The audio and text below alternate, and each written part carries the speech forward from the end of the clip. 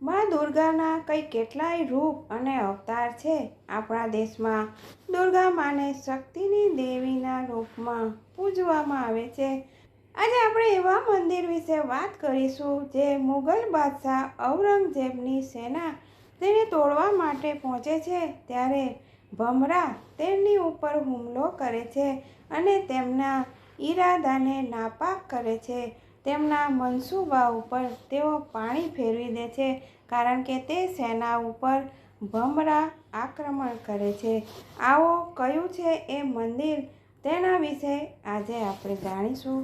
લોકમાન્યતા અનુસાર એકવાર મુગલ બાદશાહ ઔરંગઝેબે રાજસ્થાનના સીકરમાં સ્થિત જીણ માતા અને ભૈરવ મંદિરને તોડવા માટે પોતાના સૈનિકો મોકલ્યા હતા। જ્યારે આ વાત સ્થાનીય લોકોને ખબર પડે છે ત્યારે તેઓ ખૂબ જ દુઃખી થઈ જાય છે અને બાદશાહના આ વ્યવહારથી દુઃખી થઈને તે લોકો જીણ માતાને પ્રાર્થના કરવા લાગ્યા અને આના બાદ જીણ માતાએ ચમત્કાર દેખાડ્યો અને તેમના સેના ઉપર ભમરાનું એક ઝુંડ તેની ઉપર આક્રમણ કરી દે છે અને તે સેના એકદમ ગભરાઈ જાય છે અને ત્યાંથી નાસી છૂટે છે। જય શ્રી કૃષ્ણ મિત્રો, સ્વાગત છે તમારું મારી ચેનલ સ્નેહ સાગરમાં।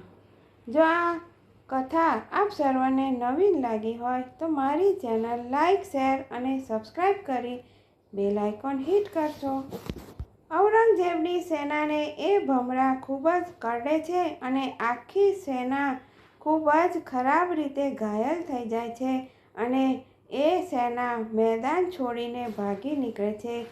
માનવામાં આવે છે કે સ્વયં બાદશાહની હાલત પણ ખૂબ જ ગંભીર થઈ ગઈ હતી। ત્યારબાદ બાદશાહ પોતાની ભૂલ સ્વીકારીને તે મંદિરમાં અખંડ જ્યોત પ્રગટાવવાનું વચન આપે છે અને કહે છે કે ત્યાં તેઓ દર મહિને 1.25 મણ તેલ આ જ્યોત પ્રગટાવવા માટે ભેટ સ્વરૂપ આપતા હતા અને આના બાદ ઔરંગઝેબની તબિયતમાં સુધાર આવ્યો હતો।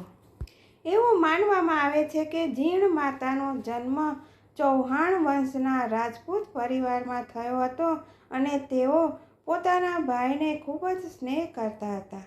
માતા જીણ પોતાની ભાભીની સાથે એકવાર પાણી ભરવા જાય છે અને પાણી લેતા સમયે ભાભી અને નણંદના વચ્ચે ખૂબ જ આ વાત વિશે ઝઘડો થાય છે કે તેમનો ભાઈ કોને વધારે પ્રેમ કરે છે। આ વાત લઈને બંને નક્કી કરે છે કે તેમનો ભાઈ જેના માથા ઉપરથી સૌથી પહેલાં પાણીનું માટલું નીચે ઉતારશે તે તેને સૌથી અધિક પ્રેમ કરે છે તેવું માનવું। ભાભી અને નણંદ બંને માટલા લઈને પાણી લઈને પહોંચે છે ત્યારે તેમનો ભાઈ સૌ પ્રથમ પોતાની પત્નીના માથા ઉપરથી પાણીનો ઘડો ઉતારે છે જેનાથી જીણ માતા નારાજ થઈ જાય છે। નારાજ થઈને તેઓ અરાવલીના કાજલ શિખર પર પહોંચી જાય છે તપસ્યા કરવા માટે।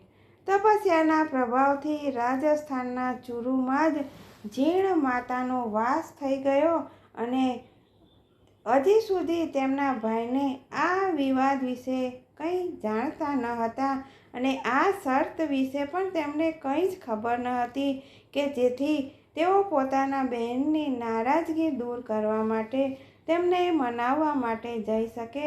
જ્યારે તેમને આ વાતની ખબર પડી ત્યારે તેઓ તેમને મનાવવા માટે તે શિખર ઉપર જાય છે પરંતુ જીણ માતાએ તેમની સાથે આવવાની મનાઈ ફરમાવી દીધી અને બહેનને આ પહાડી પર જોઈને તેઓ પણ ભૈરવની તપસ્યા કરવા લાગ્યા અને ત્યાંથી તેમને ભૈરવ પદ પ્રાપ્ત કર્યું। જીણ માતાનું વાસ્તવિક નામ જયંતી માતા છે। માનવામાં આવે છે કે માતા દુર્ગાનો જ આ એક અવતાર છે। ગાઢ જંગલમાં ઘેરાયેલું આ મંદિર 3 નાની પહાડીના સંગમ ઉપર સ્થિત છે। આ મંદિર સંગેમરમરના વિશાળ શિવલિંગ અને નંદી પ્રતિમા ખૂબ જ આકર્ષકનું કેન્દ્ર છે।